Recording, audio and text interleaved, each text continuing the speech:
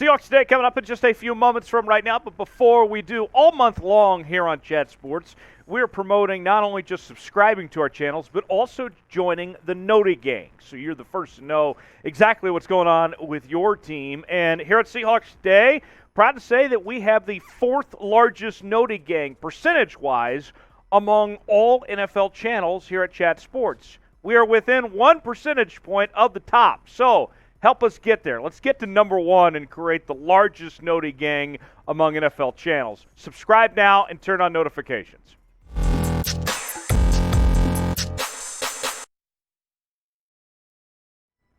Welcome into Seahawks Today, powered by Chat Sports. Tyler Jones here with you. Appreciate you joining us. Today's show is presented by Aura, the all-in-one digital safety company. We'll tell you more about what they do coming up later on in the show. You can start a free 14-day trial now at aura.com/chatsports. On the show today, we have the latest Seahawks news and rumors, those involving a viral video with DK Metcalf and Geno Smith, and some training camp sleepers to watch. Let's start out with DK and Geno. This video's been out for a few days now of the two working out together, and I think it got people a little excited of sorts. DK showing off his speed and the chemistry between the two. I have some takeaways. Granted, it was a minute-long video, but nonetheless, we can dissect it a little bit, right? First off, I like the chemistry. That's good to see between Geno Smith and DK Metcalf.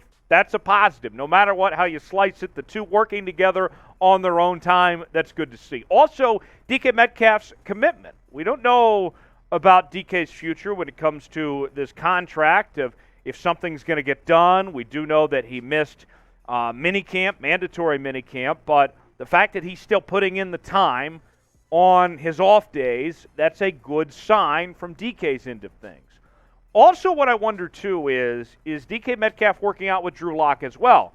We don't know if they are or not, but what we have video-wise is him with Geno Smith. So, if that is the case, if Drew Lock is not getting time with DK Metcalf and Geno Smith is, advantage Geno Smith, you would have to think, for the quarterback competition on that end. That's got to help Geno Smith, but we don't know that. That's a question that now comes out of this workout. And then, last but not least, DK Metcalf is a good teammate.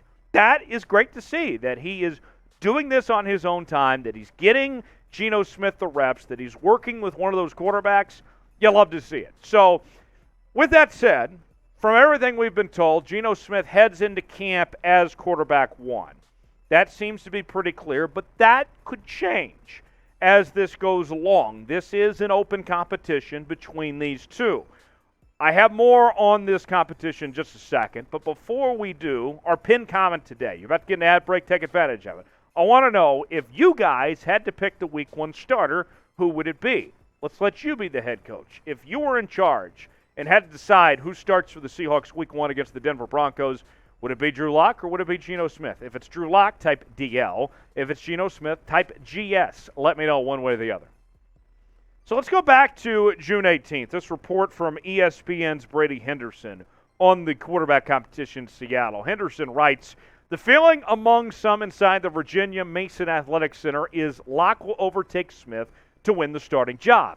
But some believe he may have to win convincingly, or Seattle's coaches will favor the greater familiarity with Smith, who backed up Wilson the past 3 seasons, over the bigger upside with Lock and award anything close to a tie to the incumbent.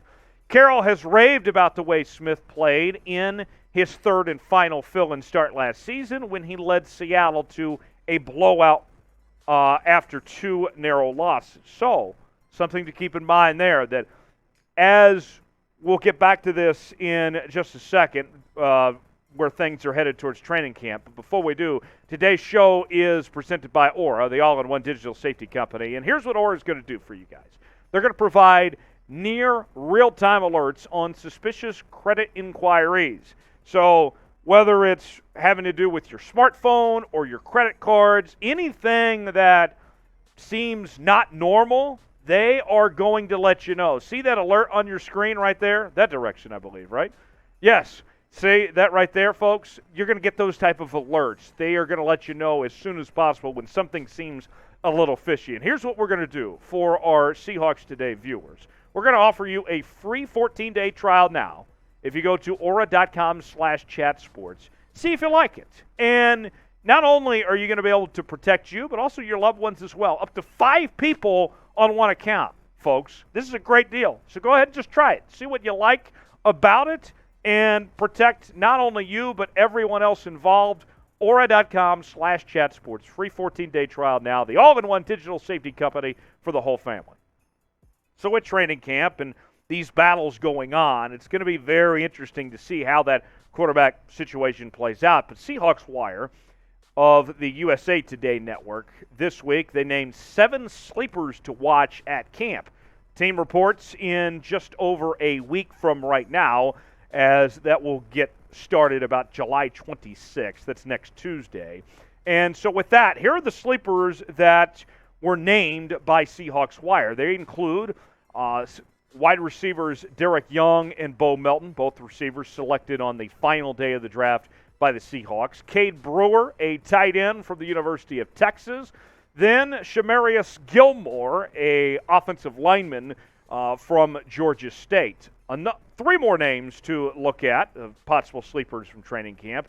Alton Robinson at outside linebacker, as well as Joel Iyiegbuniwe, the linebacker, and then Bubba Bolden, an undrafted safety from the University of Miami. Now, we'll get to some of these names. We've talked about several of these a lot over the last couple of months, but I want to profile a few of them that we haven't necessarily broken down a whole lot in just one moment. But before we get to that, I want to hear from you guys. Name a camp sleeper for the Seahawks.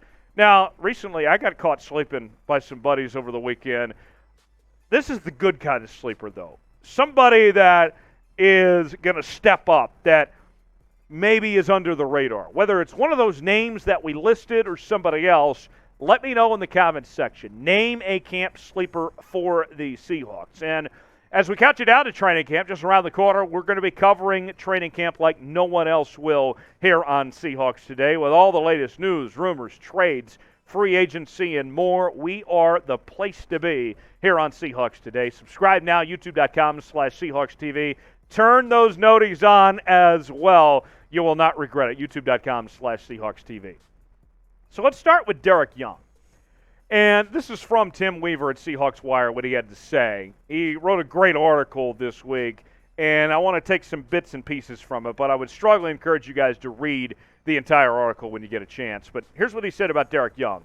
Dareke Young comes to the Seahawks from Lenoir-Rhyne, a Division II program, by the way, and he was compared to, they say, where he was the version of Deebo Samuel. During his time there, he posted 16 touchdown catches, plus 8 more scores as a rusher. Young's athleticism might give him an edge over the other rookie receivers. And what's fascinating to me about Dareke Young is that he was a bit of a late bloomer of sorts.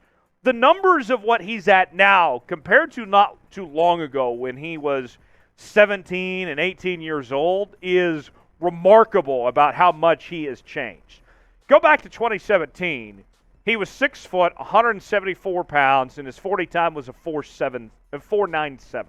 Now, fast forward to 2022, he's 6'3", 220 pounds, runs a 4.48, and he was a 7th-round selection for the Seahawks. May have been quite the steal there, considering where he was at not too long ago. Let's talk about Cade Brewer now. Cade Brewer, a very interesting one. He came from the University of Texas and potentially could provide some versatility of sorts. Now, it is a long shot for him to make this Seahawks roster, but nonetheless, he impressed at mandatory minicamp and has the ability to play inline tight end, H-back, or even in the slot. Here is what Tim Weaver of Seahawks Wire had to say about Brewer here. He said in order to make the team, Brewer will have to beat out either Colby Parkinson or Tyler Marbury.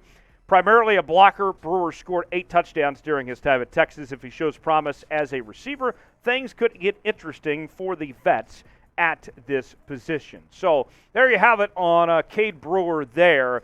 Be very interesting to see how that works out for him. One more name that I want to profile, and that's Bubba Bolden. I'm very excited about Bubba Bolden. Look, we know the talent is not the issue. The talent is there. Wasn't long ago that he was second-team All-ACC. It is the health that is the concern with Bubba Bolden. Here's more from Weaver on Bolden. Ryan Neal and Marquise Blair are likely the top backups, but they have some competition this year in the form of 4 undrafted free agents who play this spot. Bolden, 6'3", 204 pounds, has the build and the physicality this team likes, plus the ability to fill up the box score. And, I mean, you see from Bolden, there's undeniable talent and athleticism. Ran a 4.47 40 time. We mentioned all ACC talent in 2020, but it is the durability that's the question here. Missed 14 games during the last 3 seasons, including suffering 2 season-ending injuries. So what Bolden needs to prove in training camp is not only that the injuries that he's gone through are not a problem anymore, but also show that he can remain durable. If he does those things, then he might have a shot at making this roster. The talent's there. Let's just see if he can find a way to stay healthy and show that those injuries of the past are of the past and not an issue for him going forward. Before we go today, as the Seahawks are just over a week away from training camp, if you had to predict the Seahawks record for 2022, what would it be? Remember, we play 17 games now. I'm very curious what your predictions are. Let me know in the comments section the Seahawks record for this year. As always, give me a follow on Twitter at Tyler Jones Live. Love interacting with Seahawk fans each and every day on that platform, as well as Instagram and Facebook. And thanks for joining us here on Seahawks Today.